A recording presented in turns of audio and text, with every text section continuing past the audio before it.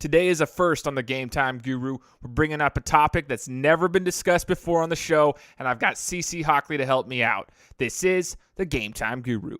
So, what time is it? Game Time Guru! If you're sick of the mainstream sports outlets, well, so was I. So I started my own show. I'm Shane Larson, and this is the Game Time Guru. It's different than other talk shows. I'm providing a panoramic view on sports so you can see them through a different lens. So buckle up, and let's go. What's up, everybody? Welcome out to the Game Time Guru podcast. I told you in the introduction, I've got CC joining me today, but before we get started, I want to make sure that you guys know to go and follow me on all my social platforms. Follow me on Facebook, Instagram, Twitter, and also go to iTunes and leave me a review. I would appreciate it if you could show some support and let me know what you think of the show. 5 stars is always appreciated. But today, like I said, we're bringing up a topic that's never been discussed before. It's professional wrestling, and CC is dropping knowledge bombs like he always does. He's done his research, and he's ready to share it with you. So don't miss this episode. Can't wait to bring him on. Get ready. Here we go. What's going on, everybody? Welcome out to another episode of the Game Time Guru podcast. Today, I'm joined by what is normally our hockey expert, but he's actually going to be our wrestling expert. He's been on the show multiple times. He even interviewed me before. It's Mr. CC Hawkley. CC, thanks for joining the show today. Hey, as always, Shane, thanks for having me, bud. Yeah, absolutely, man. I'm so excited to have you. I love when, this is the thing, when CC comes to me, he says, hey, Shane, what about this idea or this idea or this idea? He always comes to me with such amazing ideas, and I'm always game for it because today we're taking another angle on sports that I haven't taken before, and CC's done his research, and that's what the listeners absolutely love, man. They love hearing you because you come here with such thorough research about certain topics, and they like to hear it because it gives them that perspective of someone who's done their work. So we're excited to have you on the show, CC. We're going to be talking about wrestling, so let's break into it and tell me what you got. Well, you know, I think a lot of kids that grew up in the late 90s, early 2000s were just into professional wrestling, me included. And so to kind of prime the pump with that little tidbit of information, you know, that was me as a preteen and a teenager. You know, I was into the WWF when they were called that. Now there's the WWE and, of course, WCW and the Monday Night Wars, as they called it, you know, the back and forth between Monday Night Nitro, you know, WCW and the Raw is War, the WWF Monday Night brand. And yeah, and I just recently got back into pro wrestling a couple of years ago because of the top 10 lists that I saw on YouTube through What Culture. And they've been producing these top 10 wrestling lists, and that kind of piqued my interest and got me back into pro wrestling. So I guess with all of that said, my question to you, Shane, is if you had ever watched pro wrestling, and how long has it been if you had? Man, it's been since I was in middle school. And I remember, CC, I was actually huge into wrestling when I was growing up in like 3rd, 4th, 5th grade. WCW was kind of I had my heart was with WCW. I never really liked the WWF, and I loved Sting. So when the WCW crew came here to Boise, it was actually, I believe it was in Nampa to the Idaho Center, we went and watched that, and it was so amazing. I got to see Hulk Hogan actually showed up there. It was one of his, he returned out of nowhere. I got to see Sting, and I got to see some cool people there. So I actually used to love it when I was a kid. I just haven't followed it for a while. It's probably been, man, now I'm thinking about it, it's 12 years old, so you know, we're talking 17, 18 years. Oh, wow. So it's been a while for you then. Yeah, it's been a while. So this is where you're going to catch me up as well. So. Yeah, and like I said, I just got back into it a couple of years ago. So I'm still kind of catching up with all the storylines and things I missed, you know, for a good 10, 15 years there. But yeah, let's talk about the WWE first. WCW is no more.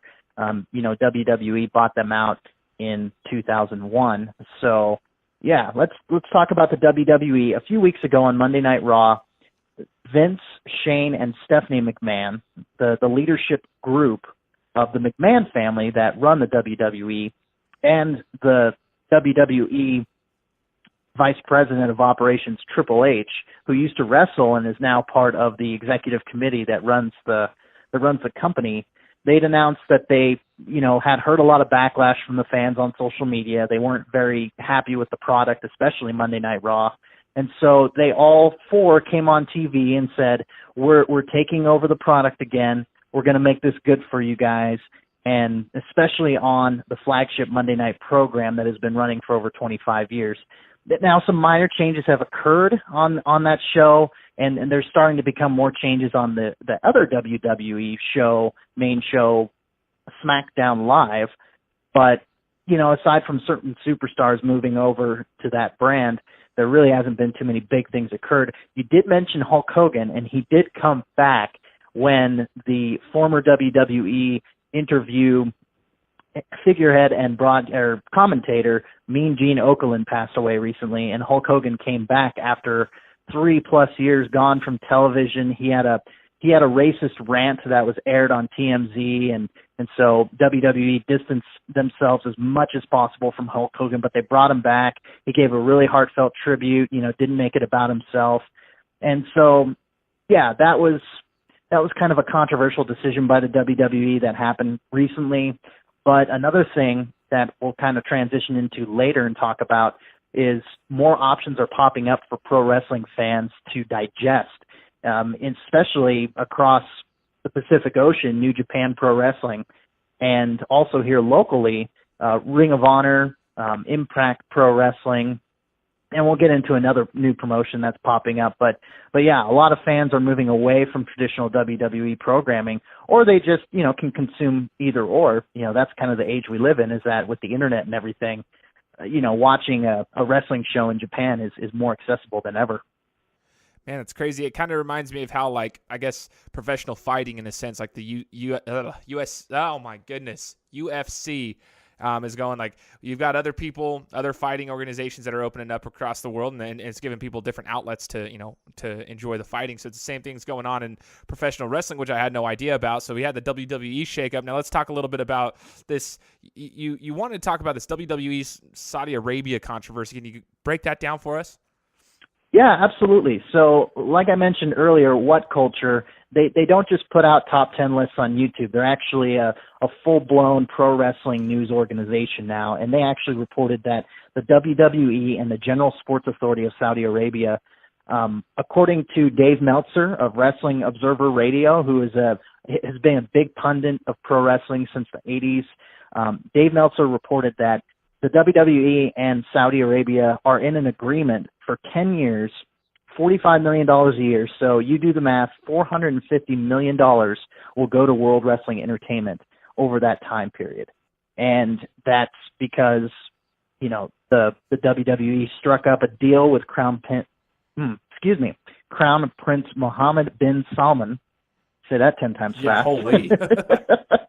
So he is the leader, the crown prince over there in Saudi Arabia, and he's supposedly using the events to push forward quote unquote liberal reforms in the country, but women can't even participate in the ring during these events. WWE has had 2 major events in Saudi Arabia, and the women's wrestlers have not been allowed to compete because Saudi law says that females must have a male guardian, abide by a strict dress code. They need a guardian's approval for marriage, divorce, travel, education, many other things that many other females around the world are, more than allowed to do.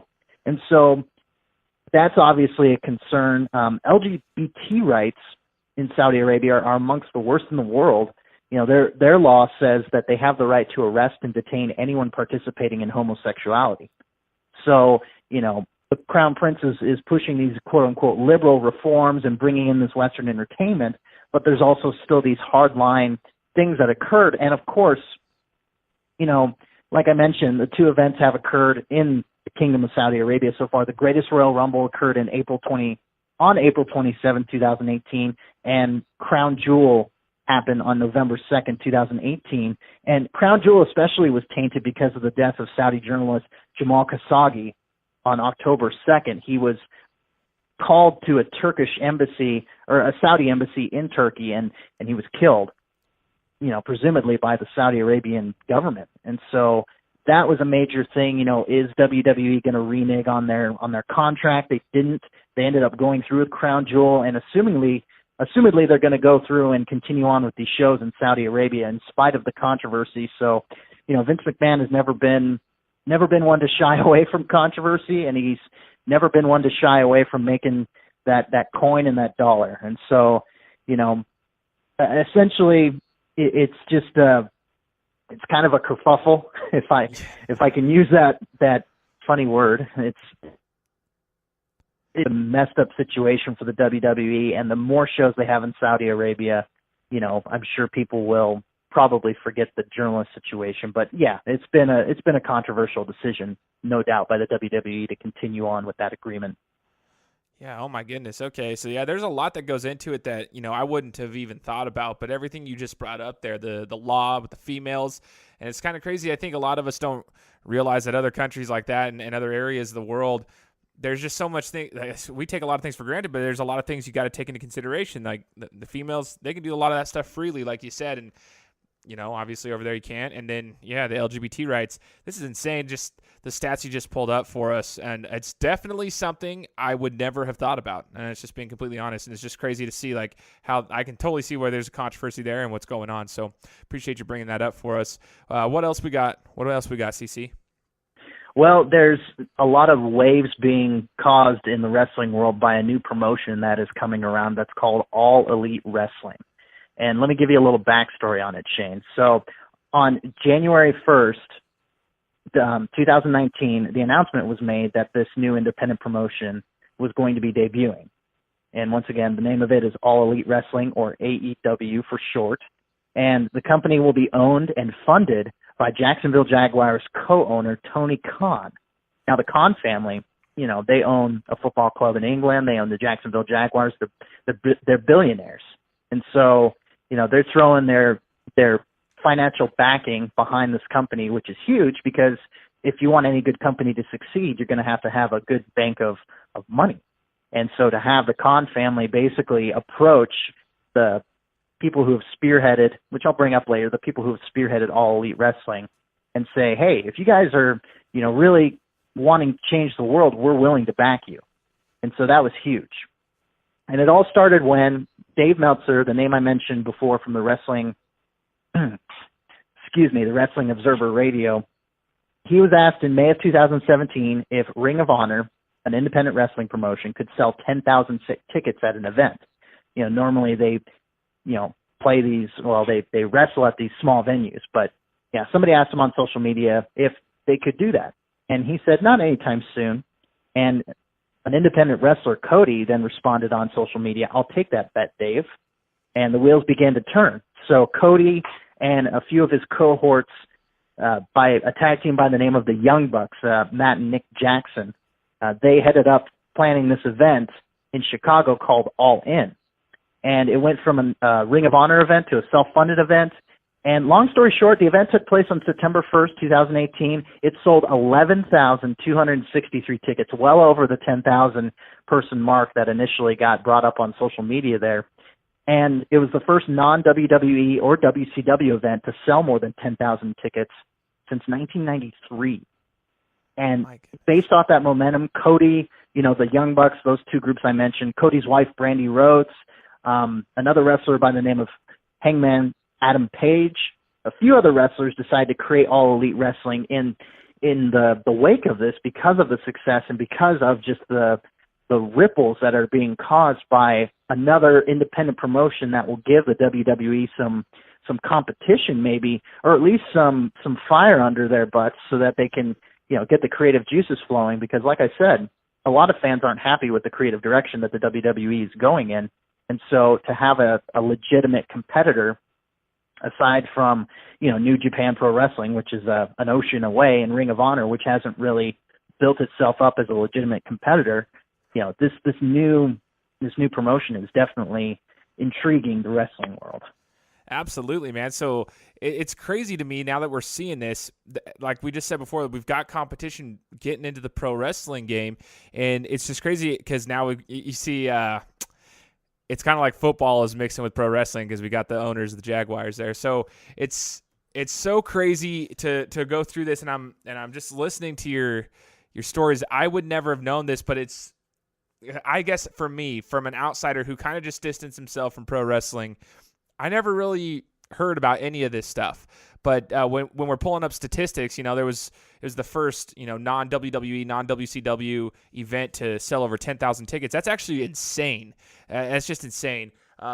In my perspective, I just don't hear about them all. But that's a lot of people to be going to an event, which obviously shows that it's a legit organization and it has a lot of potential. And so going back to the football thing, though, we've got football competition. You've been on the show with me before, CC, where we talked about complementary versus competitive leagues for the NFL, and the NFL itself is even bringing in the AAF right now that's launching here soon, and then we got the XFL coming apparently too. With I guess that goes into wrestling as well. But you got basketball with the G League that's here, and they've got overseas.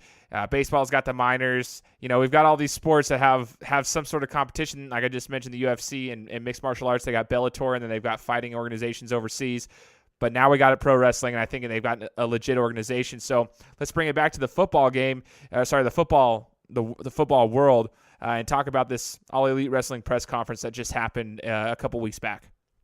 Yeah, so they actually held the press conference on January 8th, and they held it at TIAA Bank Field, which is where the Jacksonville Jaguars play. And so you've got this intertwined relationship. It's going to be unavoidable. The company is going to be based out of Jacksonville.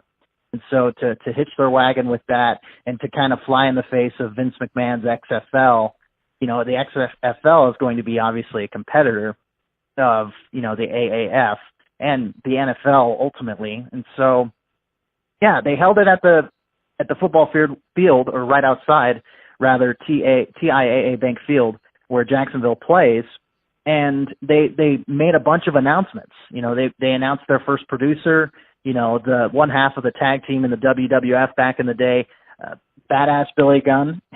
He's going to be a producer in the show. And they also announced their second big independent show called Double or Nothing. The first show was called All In, and now this is Double or Nothing. So another kind of gambling reference there. This one's actually going to take place in Las Vegas on May 25th at the MGM Garden Arena, which hasn't hosted a wrestling event on a grand scale in a number of years. That was probably, 20, 25 plus years. Same figure as the 10,000 tickets in a non-WWE or WCW event. But the gentleman that I mentioned, Cody, and the Young Bucks, Matt and Nick Jackson, they have announced themselves as the executive vice presidents of All Elite Wrestling. And you as an entrepreneur, you'll appreciate this. Cody is only 33 years old. Oh, and wow. He left the WWE in May of 2016. He had a terrible gimmick called Stardust. He just wore this face paint and was kind of this, odd, eccentric, guy that called on the power of the stars. And it was a bizarre wrestling gimmick. Gimmicks can be a little bizarre when it comes to wrestling characters. And Cody, he definitely wasn't happy with it, so he left. He made a name for himself in New Japan Pro Wrestling and Ring of Honor, holding major titles there. And now he's pushing forward. And his wife, Brandy, is 35. She's got a master's degree in broadcast journalism, and they're both taking the head. Cody as an executive vice president, and Brandy has been dubbed the chief brand officer, which is similar to the same position Stephanie McMahon has in WWE, to where she will, basically be the face of the company, but also be in charge of women's wrestling as well. And they announced their first female signing at this press conference, Britt Baker. She'll be wrestling for the company. They also stated that both men and women will receive equal pay, which I don't need to tell you how huge that is in any company. Oh man, that is that. Okay, yeah, that's insane, especially for something like this in this industry. I think you could, especially professional sports in general. Like, yeah, that's a big time announcement. Yeah, absolutely. And with that said. Let me go back to the Young Bucks real quick. Sorry, I forgot to mention their ages. Matt Jackson is 33. Nick Jackson is 29. You've got a bunch of young, entrepreneurial, just guys and gal that are willing to put forth their efforts and put forth their energies to make this work and to make this a big thing. They've signed a number of big wrestlers from the independent scene. But one of the biggest that I think maybe you'll recognize is a guy that wrestled a lot of time in WCW and a lot of time in the WWF, WWE, Chris Jericho.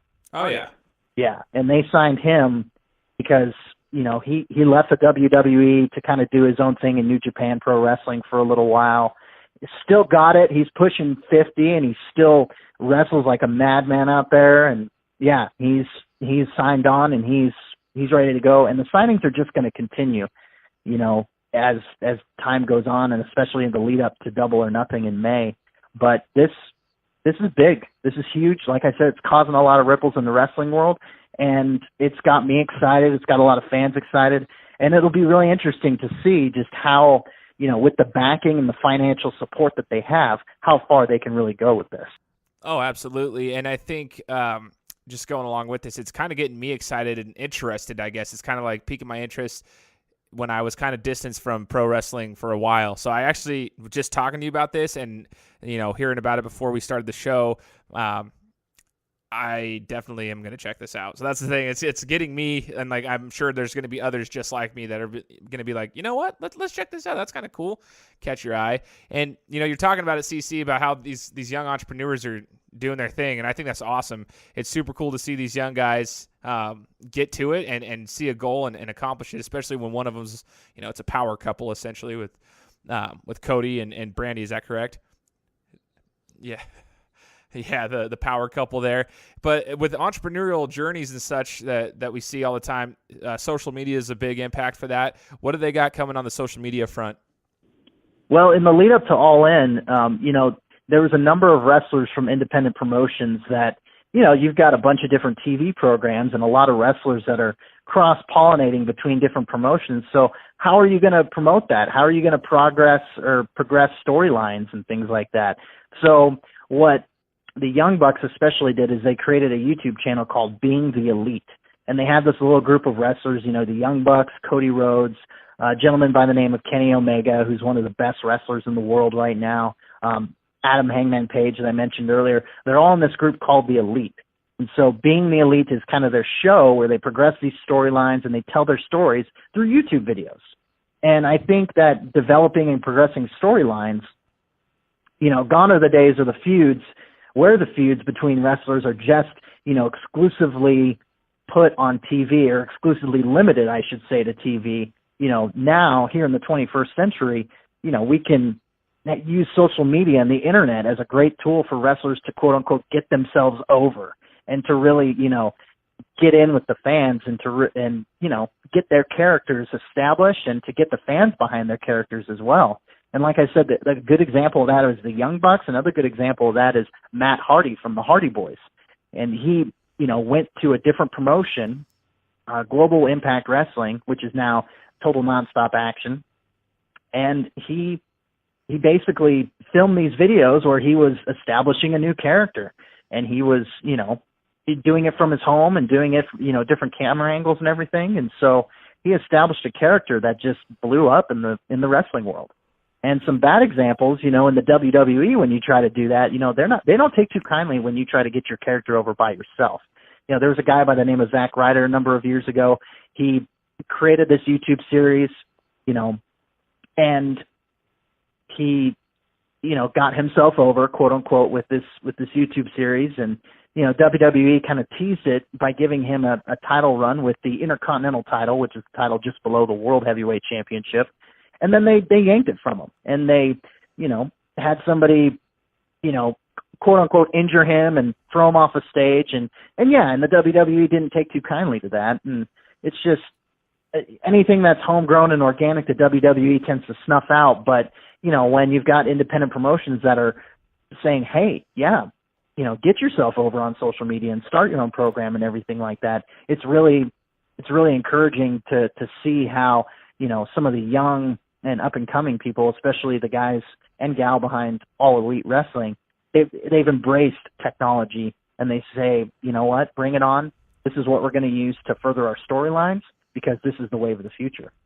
Oh, man. See, it's that's awesome because I guess you can say get with the times, and it sounds like all Elite Wrestling has gotten with the times because social media marketing is a huge tool, regardless of what business you're running, whatever you're doing. And essentially, these pro wrestlers, they are also entrepreneurs. It's not just the people running the promotion and running the organization. It's the pro wrestlers are entrepreneurs, and this is a way to get themselves out there, and it's free access. We all have access to YouTube in our hands, right? We got it with our phones, so this is an easy way. It's a quick, it's a quick YouTube search to find some stuff and get to know these people on a personal basis, in a sense. Just kind of like, I wouldn't say personal, but to like personalize the entire experience. They're right there in front of you, and it just makes it that much better. I think it's awesome.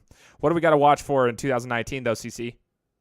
Well, we're on the home stretch towards WrestleMania at the beginning of April in the WWE. So the calendar year has begun for the past 30 years with the Royal Rumble. And it's a 30-man, over-the-top rope battle royale, which determines the winner. The winner is determined to go face either the WWE Champion or the WWE Universal Champion. There's two sets of main championship belts because there's two main rosters. You've got a separate roster for Monday Night Raw, and you've got a separate roster for SmackDown Live. So whoever wins the Royal Rumble will get the chance to face either one of those champions from their specific brands. So there's 30 participants, like I said, and the big event will also include the second annual Women's Royal Rumble. Last year was the first all-women's Royal Rumble, 30 contestants, WWE women's and divas wrestlers from years past. And it was a really neat thing to see, a lot of the women's wrestlers that, helped pioneer, the Divas Revolution back in 2014. And also, even further back, the feud with Lita and Trish Stratus. I don't know, those names might ring a bell for you. They do. They ring a bell. Yeah. So you had those two participants in the Battle Royal as well. So this year, it'll be the second annual Women's Royal Rumble. And so that's exciting as well because the women are really starting to come into their own more and more in the past 3 or 4 years. And I'll get to that here in a second. But Brock Lesnar, that's a big name in both WWE and the MMA world. He will face off against Finn Balor for the WWE Universal Championship at the Royal Rumble. Finn Balor, kind of an undersized guy, ripped as all get out, so athletic, but, he hasn't really been given a chance with the big boys. He was actually the first person to win the WWE Universal Championship when it debuted.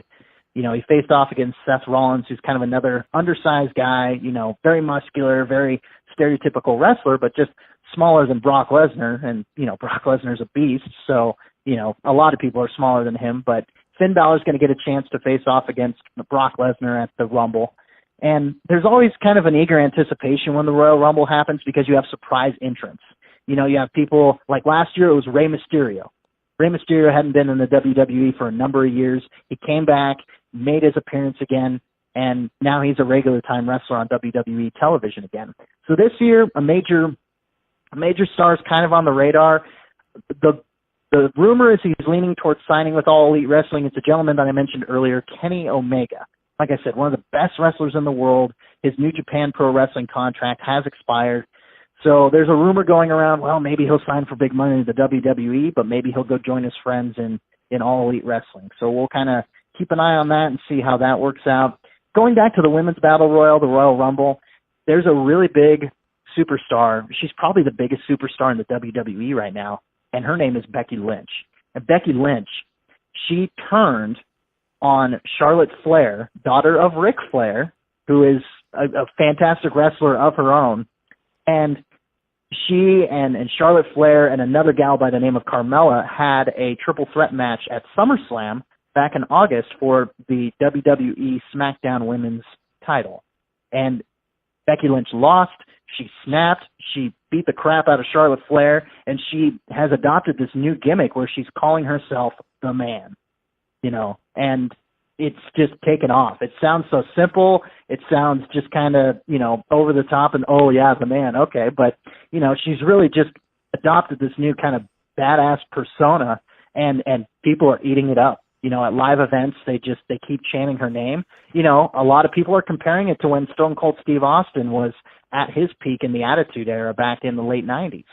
And it's really exciting to see somebody that over and somebody that, that can impassion and just set the crowd on fire like you saw back in the day with Stone Cold and with The Rock and with Sting and Hulk Hogan and all those folks in WCW, Diamond Dallas Page, Lex Luger, the Giant, you name it, just these people that can light the crowd on fire. And Becky Lynch has tapped into that. And it's really cool because, yeah, it's it's kind of leading up to the rumor for WrestleMania, the biggest event of the year for the WWE, that for the first time in history, we may have a all women's main event, and the women can hold their own, and the rumor is Becky Lynch and maybe Charlotte Flair are going to face off against the current WWE Raw Women's Champion, Ronda Rousey. Ooh, okay. A little twist there. Yeah, because Ronda Rousey made her debut at WrestleMania last year. She was in a tag match with Kurt Angle against Triple H and Stephanie McMahon. And she did amazing. Like, it was one of the best debuts ever in pro wrestling. And she just has taken to it like a fish in water. Wow, man. That's big news, CC. And this is what I'm talking about. You're dropping some knowledge bombs on us, and that's good. See, we got something to look forward to. I have a question for you then, CC. Are you going to be invested in the All Elite Wrestling? Do you want to keep an eye on it? And are you going to be paying attention to the storylines there as much as you are with WWE? Oh, absolutely. Yeah. I mean, because they're not limited to, just the people in WWE. The thing about independent wrestling is that they can kind of pluck from wherever.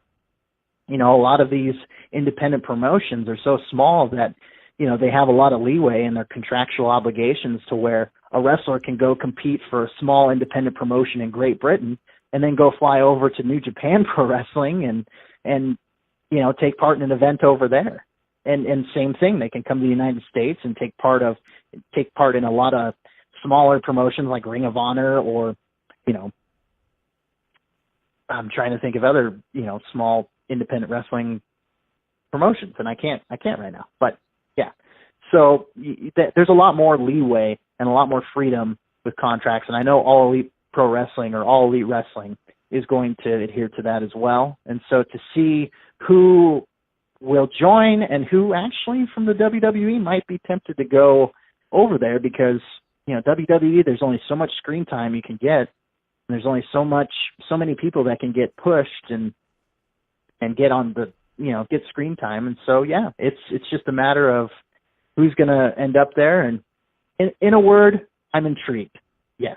Intrigued. I like that, because that's kind of what I'm at right now too. I'm intrigued. And CC, I appreciate you, man. I appreciate you joining us and always sharing your knowledge with us. You've been a huge contributor to the Game Time Guru podcast and the website since day one. So I'm really thankful for that. Can you give us a quick rundown? I told him in the beginning, we know that you typically are a hockey expert. Today you're a wrestling expert, but can you tell us where we can find your work? I don't know if any new listeners that are coming in, where can they find your work outside of here? Yes, so I work for the sinbin.net. I am an ECHL correspondent for the Idaho Steelheads, and I also host the ECHL exclusive podcast for the sinbin.net called the In the Corners podcast. And you can find me on social media. My personal account is at CC Hockey Talk, the letter C, and Hockey Talk. Or you can find my Sinbin account, the Sinbin Steelheads, at Sinbin Idaho. And, of course, you can listen to the podcast through the Sinbin app, the Mixler app, or through the In the Corners page on the Sinbin.net itself. Awesome. He does good work, guys, so make sure to pay attention to him. And, guys, I hope you enjoyed this. This is a whole different perspective from something completely different, changing it up today, talking about professional wrestling. And, as always, like I said, CC's dropping some knowledge bombs, and we appreciate that. So you guys know the drill. Make sure you go check it out. Go check out CC's work. Go subscribe to my show. Give me some 5-star reviews if you can. We want to see this thing grow. And you know the drill. We'll talk to you guys next week.